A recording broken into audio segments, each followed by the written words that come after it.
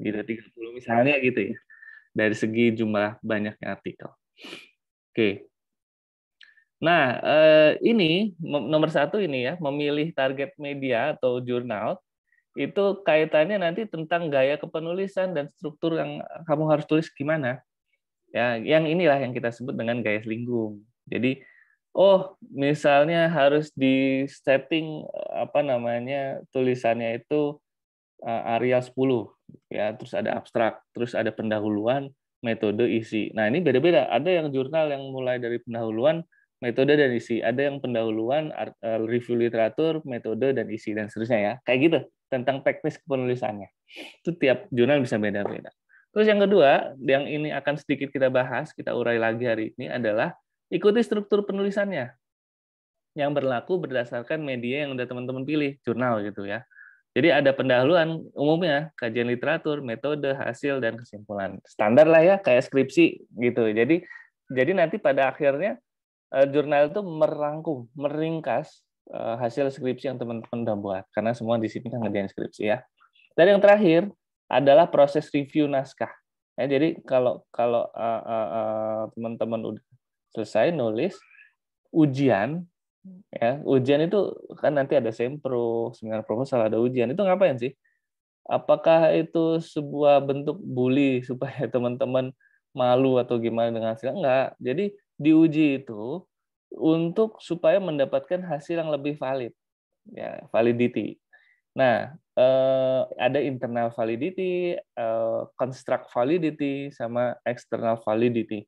Semakin ke eksternal, itu maka tulisan kita itu semakin dipahami oleh masyarakat secara lebih luas. Gitu ya. Itu gunanya diuji.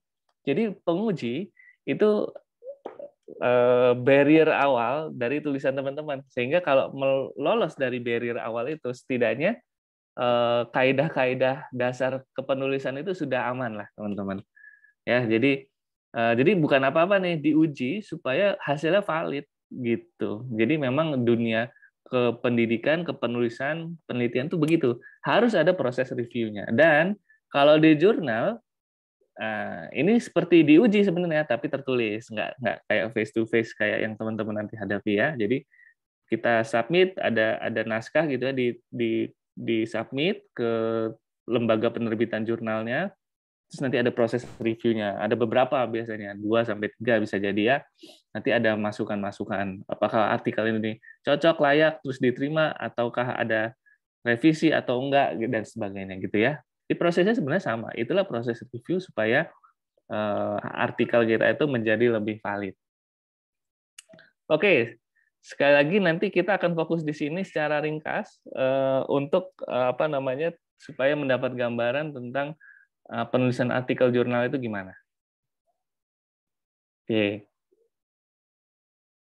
Nah, ini mungkin semacam menggambaran aja literatur yang umum digunakan pada lingkungan akademik.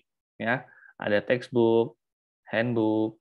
Ya, textbook ini tentu banyak ya, buku-buku ya kuliah, handbook juga topik tertentu biasanya untuk memberikan arahan riset-riset yang perlu dikembangkan, laporan penelitian, proceeding, dan artikel jurnal yang sering teman-teman pakai. Artikel jurnal itu dibuat bukan untuk membuat teman-teman paham gitu ya. Beda sama handbook sama textbook yang dia memberikan arahan-arahan jelas untuk memberikan kita pemahaman. Artikel jurnal ini untuk menginformasikan lebih pada seperti itu ya. Jadi kadang memahami artikel jurnal butuh waktu. Karena ya stylenya bisa beda-beda dan dia infonya ditumpuk langsung di situ gitu ya, secara sistematis memang, tapi kadang gayanya unik semua gitu. Jadi memang pemahaman tentang struktur penulisan artikel jurnal itu akan membantu kita memahami apa yang sedang kita baca. Ini topiknya ya. Oke, nah literatur, saya melihat artikel jurnal itu adalah salah satu bentuk literatur ya.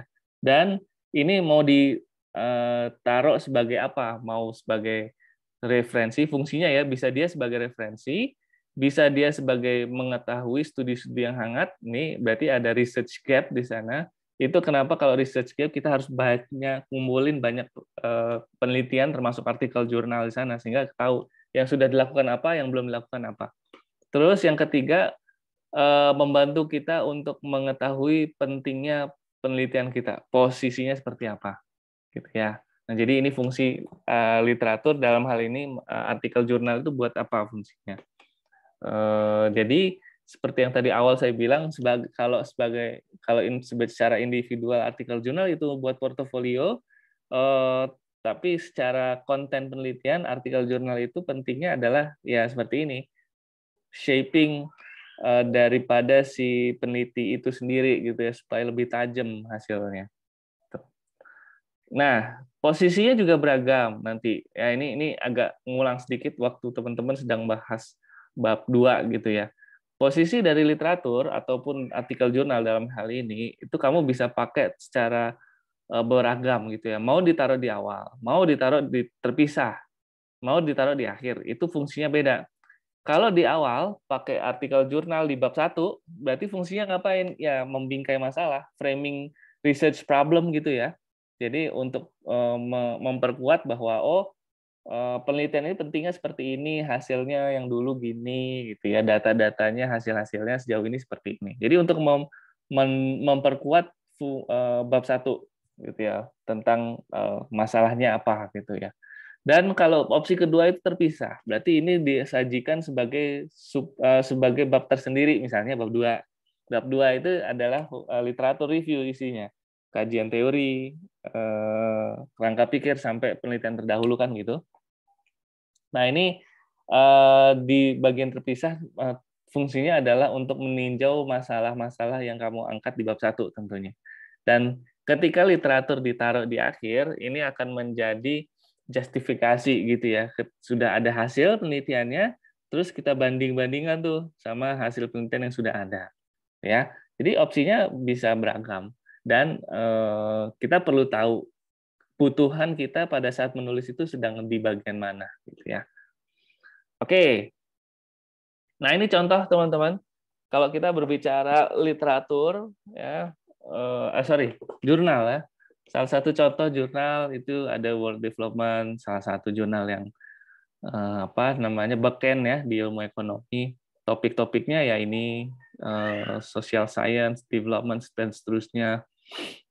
Ini contoh aja ya. Jadi ini kategori topik, kategori jurnal yang sangat ya sangat, saya bilangnya sangat bereputasi ya, karena dia Q1 termasuknya. Itu kategori jurnal yang sudah masuknya itu sangat tersaring lah. Topik-topik yang di sini tuh keren-keren dan sangat terbaharui gitu ya. Dan mungkin kalau nyari topik yang jarang-jarang di sini mungkin sudah ada gitu. Nah, kira-kira gambaran seperti itu ya. Jadi kualitas apa yang kita tulis itu kadang di kontribusinya juga. Semakin kontribusinya banyak, besar gitu ya, artinya kan belum banyak tuh yang meneliti, bisa jadi masuk ke kira-kira jurnal-jurnal yang seperti ini, kira-kira gitu ya. Terus ini ada Journal of Economic Literature. Jadi ini adalah tipikal jurnal yang menampung penelitian yang sifatnya literatur review. Ada loh teman-teman yang penelitian itu dia bentuknya literatur review. Jadi hasilnya ya konseptual gitu ya. Nggak perlu turun lapang data, datanya itu adalah artikel. Ya, jadi literatur itu yang dikaji gitu. Nah, ini ada juga.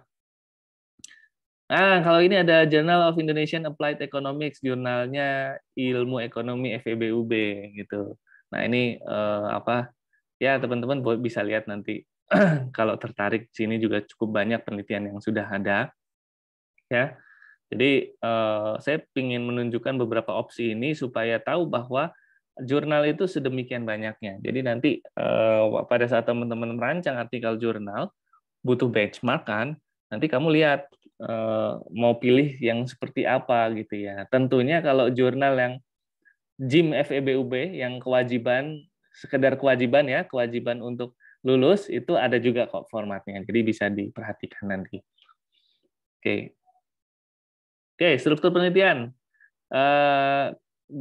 Pada saat menulis jurnal nanti di bab introduction atau pendahuluan, apa yang harus ditekankan? Ya, nggak jauh beda waktu teman-teman bahas dulu bab 1 ya. Makanya saya bilang tadi ini agak merangkum jadinya. Tapi intinya adalah ini merangkum bab 1 pendahuluan kan ada sudut pandang di sana. ada research gap. Sebentar. Ada research gap dan ya ada literature gap-nya juga ya. Dan itu semua akhirnya dirangkum ke bentuk rumusan masalah, tujuan penelitian, dan manfaat penelitian. Ya, sebenarnya intinya apa? Akhirnya intinya ini kok. Intinya adalah problem formulation. Ibaratnya nih ya, bab 1 itu adalah kenapa kamu meneliti topik ini? Seberapa penting? Tunjukkan datanya, tunjukkan penelitian-penelitian yang sudah ada. Ya. Kalau kita ingin sesuatu sebagai akademisi gitu ya, atau sebagai peneliti, itu perlu rigid jelas. Kenapa? Nggak pengen-pengen doang kan? Maaf. Jadi gitu ya. Menyusun pendahuluan itu adalah pintu awal dalam teman-teman menulis artikel jurnal. Oke, yang kedua, ini masih masih tentang bab 1 tadi ya, pendahuluan tentang problem formulation ya. Jadi kita perspektifnya fenomena biasanya, fakta, data, atau ini kamu pilih yang mana? Nomor 1 apa nomor 2? Kita itu pakai fakta, data, dan informasi, atau alurnya ya, alur berpikirnya, atau ada informasi jadi data dan jadi fakta. Nah, jadi yang betul adalah alur nomor 1. Kita lihat dulu fakta yang terjadi itu gimana. Fakta itu kan definisinya adalah sesuatu yang benar-benar terjadi di sekitar kita gitu ya. Maka bukan hoax ya, bukan isapan jempol, bukan sesuatu yang sifatnya klinik ya, tapi benar-benar yang terjadi gitu. Nah, dari hal-hal yang nyata terjadi di sekitar kita bisa cari tahu di mana. Ya, kita bisa tahu dari data, kita bisa maksudnya publikasi gitu ya. Kita bisa cari tahu dari sumber informasi yang valid, atau kita bisa melakukan pengamatan langsung. Itu fakta. Nah, fakta yang sudah kita kumpulkan sesuai tematik tertentu, itulah yang kita sebut data. Ya, data diolah sesuai dengan kebutuhan akan menjadi simpulan informasi, gitu ya. Jadi fakta menjadi data, menjadi informasi. Problem formulation juga berlaku seperti itu, gitu. Nah, dari segi teori, problem formulation ini tadi ya perlu dibentuk lah, perlu disenggol sama perspektif teori supaya dia menjadi lebih mutakhir, gitu. Oke.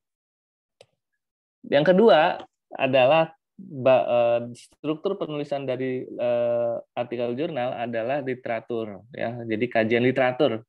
Intinya sih tentang membuat research framework ya. Walaupun nanti di bab 2 artikel jurnal itu nggak mesti dalam bentuk research framework, tapi intinya adalah sebenarnya research framework. Bagaimana ada koneksi antara problem formulation, maaf, typo, terus ada konsep teori dan datanya itu kira-kira seperti apa. Nah, itu dibentuk dalam bab 2 gitu. Jadi sebenarnya ini research framework yang kita bisa mengetahui theoretically speaking lah kira-kira. Jadi kalau bab 1 itu kita udah semacam ya membentuk masalahnya gimana ya, udah clear.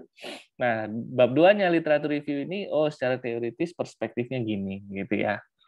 Oke. Nah, masih tentang bab 2 dalam artikel jurnal seperti yang ini mengulang seperti yang tadi ya, kita mau menggunakan teori ataupun literatur itu gimana? Apakah sebagai peninjau ataukah sebagai landasan atau bahkan teori dijadikan sebagai data? Bisa semua gitu ya. Poinnya adalah mau tipikal penelitiannya atau metode penelitiannya seperti apapun, teori itu bisa digunakan dalam berbagai macam perspektif ya. Mau dijadikan peninjau, ya misalkan berarti ada sesuatu kita tinjau ke teori, atau jadi landasan berarti untuk awalan ya ketika teori itu dijadikan awal penelitian. Atau yang terakhir teori sebagai data itu berarti teori tersebut yang kita analisis ya. Ini agak mendalam nih kalau teori yang dianalisis. Jadi kita kan ingin membuat sebuah teori baru misalkan seperti itu. Oke. Nah, ini gambaran tentang conceptual framework, contoh aja, ini mungkin sudah disampaikan, jadi saya skip aja ya. Di bab 2, artikel jurnal, ini beragam. Ada yang dia menampilkan konseptual framework-nya, ya. Ada yang dia lebih pada konseptual framework-nya itu cara menganalisis gimana. Ada yang seperti itu. Ada yang nggak bikin konseptual framework, nggak digambar juga. Ini sangat opsional, tergantung dari style jurnalnya. Nah, dan yang ketiga, struktur dari artikel jurnal adalah tentu metode penelitian. Apa yang harus dibahas di sana di metode penelitian itu? Tentu, nah ini ada, kalau saya rangkum ada beberapa nih.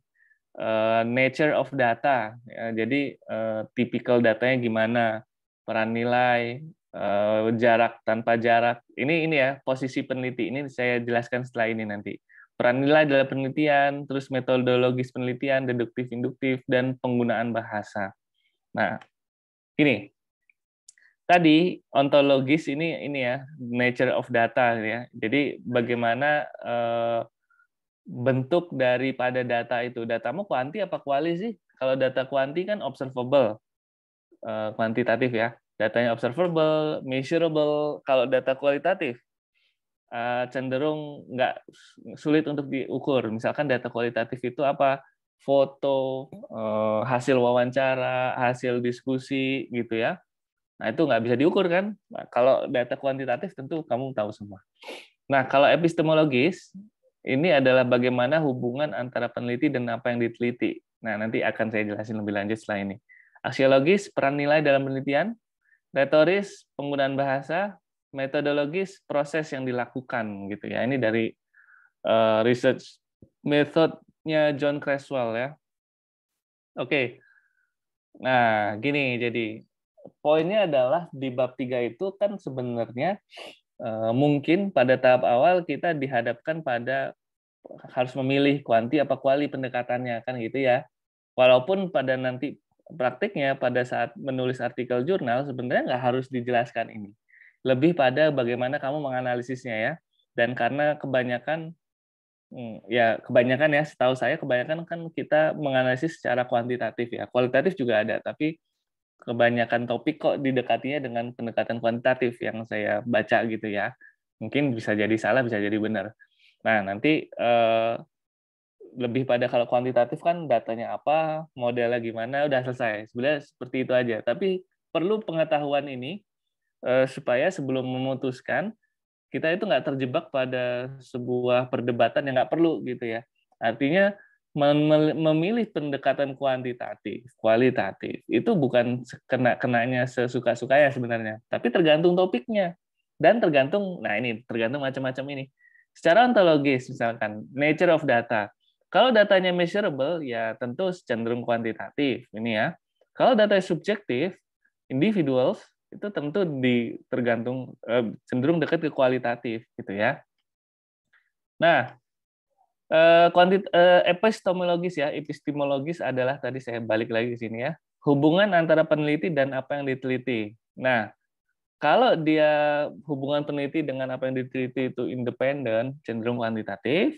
Kalau berinteraksi dengan apa yang diteliti, itu ya cenderung kualitatif. Ya, artinya gini, kalau peneliti itu ikut merasakan perasaan apa yang diteliti, misalkan meneliti tentang sama-sama topiknya kemiskinan nih, tapi peneliti kualitatif itu berusaha mengekspos bagaimana yang dialami experience-nya ya dari seorang penduduk miskin itu, misalkan ya, bagaimana kesulitan dia struggling untuk memenuhi kebutuhan misalnya gitu ya.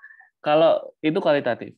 Kalau kuantitatif berarti sama-sama meneliti penduduk miskin, tapi lebih pada apanya? Oh, dari segi variabel jumlah konsumsi per bulannya berapa gitu ya. Kita lihat aja pergerakannya gimana, dinamikanya gimana. Oke. Itu tentu lebih independen ya karena ada suatu ukuran yang lebih jelas gitu ya. Kita nggak terbawa perasaan dan sebagainya. Nah, secara aksiologis penelitian kuantitatif itu value free, unbiased. Kalau kualitatif value laden, bias ya. Jadi kenapa? Karena kita ikut merasakan, jadi pasti bias. Bukan berarti ini boleh nggak boleh ya, tapi konteks bias di sini adalah satu fenomena sama fenomena yang lain itu bisa jadi berbeda. Jadi nggak bisa disamain. Kontekstual sangat terikat secara konteks gitu ya.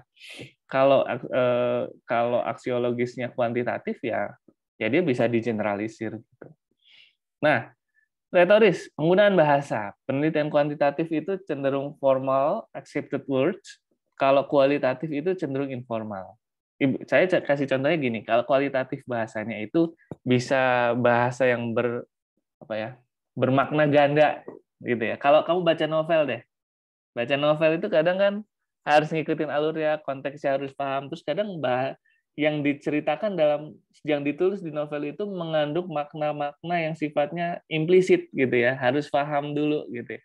Konteks budayanya gimana gitu-gitu. Nah itu retoris tuh. Oke, lalu untuk konteks metodologis, kuantitatif konteks free ya, kalau kualitatif konteks bound. Deduktif dan induktif kalau kualitatif ya. Kalau deduktif itu kan sesuatu yang sifatnya umum khusus, jadi ya umum ke khusus. Kalau kualitatif dari khusus ke umum gitu ya, sifatnya penguraian kalau kualitatif. Kalau kuantitatif sifatnya generalisir, mengambil simpulan gitu ya. Nah, jadi ini sifat-sifat yang perlu diperhatikan. Jadi sebagai gambaran tentang kuanti dan kualitatif seperti apa. Nah, kalau udah tahu misalkan sepertinya ini yang lebih dekat ke kuantitatif. Oke, clear. Maka selanjutnya datanya apa? Modelnya gimana? Mau mencari teknologi atau teknik ekonometrika yang gimana gitu ya, dan itu beragam. Kualitatif juga sama. Cenderung kualitatif nih. Mau pakai yang seperti apa? Mau wawancara kah? Mau analisis konten misalnya dan sebagainya. Banyak banget pilihan. Oke, lanjut. Ya, ini sedikit gambaran tadi ya, kuantitatif, kualitatif data. Kalau kualitatif data, contohnya catatan tertulis, tadi ya foto dan macam-macam, nggak bisa diukur. Kalau kuantitatif ya data yang terukur, curah hujan, data pertumbuhan ekonomi, jelas aja terukur gitu ya, ada rumusnya, ada datanya, dan seterusnya. Oke, lanjut dulu. Nah, masih tentang metode. Jadi sebetulnya pada saat di bab 1 teman-teman membuat rumusan masalah, itu sudah tergambar metode yang bisa digunakan gimana. Jadi kan pada akhirnya metodenya itu deskriptif, pertanyaannya ya, rumusan masalah itu adalah pertanyaan deskriptif, kalau pakai kata kunci 5W1H, eksplanatif, how, atau eksploratif, why. Semakin ke bawah, semakin why, itu cenderung kan sifatnya melibatkan nilai ya, motivasi, pengalaman, dan sebagainya. Itu cenderung kualitatif. Semakin ke atas, semakin dekat dengan kuantitatif. Oke. Dan belum terakhir ya. Nomor 4 adalah menyusun hasil dan pembahasan. Jadi sebenarnya kalau udah hasil dan pembahasan itu kembali lagi ke rumusan masalah. Inti yang ditulis apa, terus metode yang dipakai apa, hasilnya apa aja gitu ya. Jadi kalau pendekatan kuantitatif yang saya contohkan di sini ya testing hipotesisnya gimana, temuan-temuannya gimana, sintesisnya gimana gitu ya. Berarti sintesis itu membandingkan teorinya, penelitian terdahulu gimana, dan hasil penelitian kita seperti apa. Bab 4 atau hasil di artikel jurnal itu sebenarnya adalah tentang mapping, teman-teman. Mapping hasil kita itu seperti apa? Berdasarkan rumusan masalah, berdasarkan metode yang digunakan, berdasarkan teori dan penelitian terdahulu gimana. Itu ya. Bagi teman-teman nanti yang misalkan pakai pendekatan kuantitatif, punya model gitu ya, jangan sampai nanti hasilnya itu cuma hasilnya positif signifikan titik gitu ya. Wah, itu belum menulis hasil, baru nulis hasil ekonometrika itu. Pembahasannya gimana? Artinya ketika ada hasil di-compare dengan penelitian terdahulu, teori, data-data yang berlaku untuk supaya lebih menjelaskan apa yang kamu teliti. Itu hasil dan pembahasan sebenarnya. Ya. Kalau kualitatif ini cenderung kayak menulis gitu ya. Jadi kayak artinya gini, menulis karya sastra, ada sisi itunya saya melihat. Jadi biasanya teman-teman yang pakai pendekatan kualitatif ya sudah punya gambaran ya, karena abstrak banget di awal kualitatif itu. Jadi tantangannya memang pada saat menulis bab 4 di kualitatif bagaimana mapping hasil itu berdasarkan rumusan masalah dan pengembangan idenya seperti apa.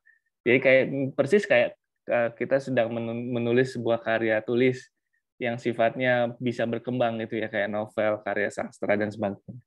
Tapi dalam kaidah-kaidah yang berlaku. Oke. Terakhir, menyusun kesimpulan dan rekomendasi. Jadi akhirnya kalau kita menulis kesimpulan, sebenarnya dirujuk kembali ke masalahnya gimana, pembahasannya apa, rekomendasinya seperti apa. Ini kesimpulan. Jadi nggak perlu lagi kita berbicara tentang misalnya ya positif, negatif, signifikan, titik. Nggak cukup di sana. Tapi alasannya gimana? Nah, ini kesimpulan. Jadi sebenarnya rangkuman dari pembahasan yang dikaitkan dengan rumusan masalah, ya, identifikasi masalah. Terus nanti ada rekomendasi berdasarkan pembahasan ini, rekomendasinya apa, berdasarkan ini rekomendasinya gimana. Ya, mappingnya aja gimana. Oke. Terakhir, thank you. Jadi gitu teman-teman, dalam penulisan artikel jurnal, ini sangat tergantung dari media yang teman-teman pilih, tapi bagaimanapun jurnal ini adalah salah satu bentuk dari media publikasi gitu ya. Jadi struktur, pemahaman akan struktur itu menjadi sangat urgent ya. Kalau ada di sini teman-teman yang kesulitan dalam memahami jurnal, misalkan saya baca jurnal ini nggak paham-paham, Pak. Kenapa sih? Apa yang ada yang salah di pikiran saya gitu ya? Enggak. Semua bisa kok baca jurnal, tapi ini masalah kebiasaan. Dan memahami struktur artikel itu membantu kamu memahami hasil penelitian atau artikel jurnal secara lebih cepat, baik membaca maupun menulisnya gitu ya. Ini ngomongin jam terbang juga pada akhirnya. Oke. Jadi selamat menulis artikel jurnal setelah ini ya. Tapi sebelum menulis artikel jurnal, selesaiin dulu tuh. Ujian dulu skripsinya ya. Baru nanti mulai mikirin penulisan artikel jurnal. Sebagai gambaran informasi, kami sedang menyusun sebuah handbook di level departemen. Jadi nanti bagi teman-teman yang ikut kegiatan magang atau MBKM yang riset dan menghasilkan output riset, itu ada opsional gitu ya. Jadi kamu boleh ikut ujian atau kamu boleh publikasi jurnal. Nah, jadi opsional. Dan requirement-nya nggak neko-neko kok. Jurnalnya yang biasa-biasa. Maksudnya nggak yang sampai tadi saya sebutin ini paling oke nih, nggak sampai sana. Jurnal yang ya biasa lah. Maksudnya masih diakui tapi requirement-nya nggak terlalu ketat gitu ya. Nah, ini bagi teman-teman yang nanti jangan-jangan ada nih yang magang di lembaga riset, setelah selesai magang dia punya beberapa hasil penelitian gitu ya. Nah, ini boleh dipublikasikan tanpa melewati skripsi. Tapi tetap ada pembimbingan nanti gitu ya. Ini bocoran aja ya. Oke, terima kasih. Mungkin itu yang saya sampaikan. Silakan kalau ada pertanyaan atau hal-hal yang bisa kita bahas, boleh ya, silakan. Terima kasih, Bu Aksel. Oke, baik. Terima kasih atas pemaparannya, Pak Atu. Silakan teman-teman yang ingin bertanya atau berdiskusi mengenai penyusunan artikel jurnal, bisa langsung raise hand dan menyampaikan pertanyaannya.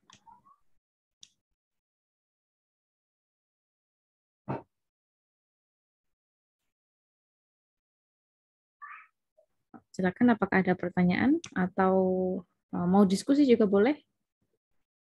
Atau ada yang sudah proses membaca jurnal sekarang ini ya, mungkin kepikiran topiknya apa, kemudian sudah proses mencari jurnal-jurnal terkait rencana skripsinya?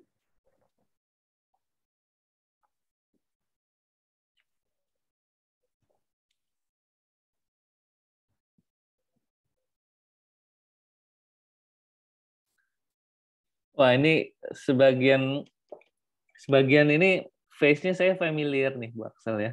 Dulu ini angkatan 2018 kebanyakan face-nya saya familiar karena ini angkatan akhir yang dulu kita laksanakan kuliah secara offline ya. Angkatan ini kalau nggak salah di tengah-tengah jebret online. Iya, Di betul. tengah-tengah. Baru masuk Jadi, semester 2 kalau nggak salah, iya. terus online ya. Iya, mereka lagi semester 2 tiba-tiba online. Oke, silakan teman-teman yang mau diskusi. Kita masih punya cukup banyak waktu untuk lebih banyak diskusi ya. Atau saya punya pertanyaan nih, di antara teman-teman berapa nih? Ada 30 ya, ada 30 mahasiswa. Siapa yang sudah mulai baca artikel jurnal yang terkait sama rencana skripsinya? Ada yang udah mulai baca-baca atau ngumpulin jurnal-jurnal yang terkait gitu? Silakan Resen, kalau ada yang sudah mulai baca-baca. Atau minimal di-download deh kalau belum dibaca.